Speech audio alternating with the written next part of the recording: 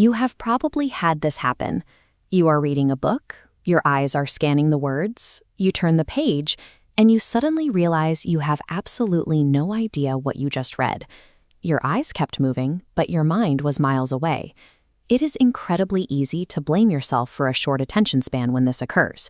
But that blank stare is not a lack of discipline. It is the byproduct of a physical, biological conflict happening inside your head over limited metabolic resources. Your brain operates using a series of large-scale networks, and right now, two of the most powerful ones are locked in an invisible tug-of-war, fighting for control over your conscious awareness. To understand why our attention slips away so easily, we have to look at these two opposing forces and see exactly how they battle behind the scenes. The first contender is your brain's internal daydreaming system. Neuroscientists call it the default mode network, or DMN. The DMN is a web of interacting brain regions that creates your internal narrative. When you sit quietly, remember an event from the past, or simply let your mind wander, the DMN is highly active. It is the network of the self. On the side of the rope is your external attention system, the dorsal attention network. We can think of this as the focus network. This system powers up specifically to handle outward-facing concentrated tasks, like navigating a busy intersection or reading a dense manual. These two systems operate on a strict rule. They are anti-correlated. They work like a seesaw. When your focus network turns on to process the outside world, your default mode network must automatically power down. When you are reading a book and suddenly realize you are thinking about your grocery list, you are experiencing a mechanical override. Your default mode network accidentally fired up, pulling energy away from your focus network. Maintaining a state of deep concentration requires you to actively suppress that internal daydreaming system. And to pull that off, your brain relies on a highly specialized command center. That command center is the prefrontal cortex, or PFC, located right behind your forehead. You can think of the PFC as the executive manager of your attention.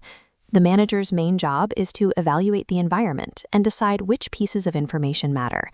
It sets the goal, whether that goal is find the red car or listen to the teacher's voice. As your environment changes, the manager actively shifts your focus. It sends top-down signals to the rest of the brain, constantly steering your focus network toward whatever matches your current goal. But there is a catch. The prefrontal cortex is excellent at setting the rules, but it lacks the direct wiring required to physically block out the overwhelming flood of sights and sounds constantly hitting your eyes and ears. To protect your concentration from all that raw sensory noise, the manager needs a gatekeeper. It must rely on a literal biological bouncer standing right at the entrance to the brain. This bouncer is a thin sheet of neurons called the thalamic reticular nucleus, or TRN. Almost every sensory signal, what you see, hear, and touch, must pass through a central routing station called the thalamus before reaching your conscious awareness. The TRN wraps around this hub, inspecting and gating those signals before they can get any further. When you need to concentrate, the TRN does not amplify the thing you are trying to look at. Instead, it actively suppresses the neurons responsible for processing the things you want to ignore. It physically mutes background chatter or a distracting flashing light. Researchers proved this mechanism using a classical conditioning experiment. They trained rats to expect a reward whenever a light turned on. Later, a new tone played at the exact same time, forcing two senses at once. This chart shows the rats' conditioned response. The high white bar shows they responded strongly to the light, but the black tone bar is near zero. They ignored the sound. This brain tissue reveals the mechanics behind that choice. The dark spots are FOS-positive neurons, marking recent brain activity. On the left, the visual sector of the TRN shows heavy activation.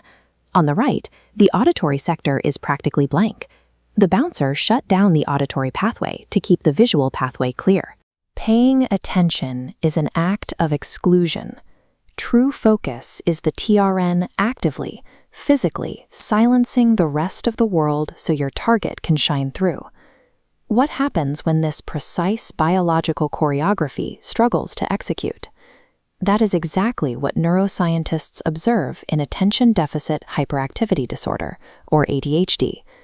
ADHD is a chemical glitch in how the brain handles two specific neurotransmitters, dopamine and norepinephrine. These chemicals are the messengers the prefrontal manager uses to give orders. When those signals are weak or sputtering, the manager is underpowered, and the TRN bouncer essentially falls asleep at the door. Without the bouncer actively filtering out the noise, the brain's seesaw breaks. The daydreaming default mode network continuously interrupts and fires up at the exact same time as the focus network, flooding the mind with internal distractions. This explains the mechanism behind stimulant medications like methylphenidate or amphetamines. By providing a targeted boost of dopamine and norepinephrine, these treatments give the manager the chemical voltage it needs to wake up the bouncer and reinstate the rules. Functional MRI scans confirm this sequence of events. When individuals with ADHD take these medications, brain imaging shows an immediate, significant improvement in their ability to actively deactivate the default mode network.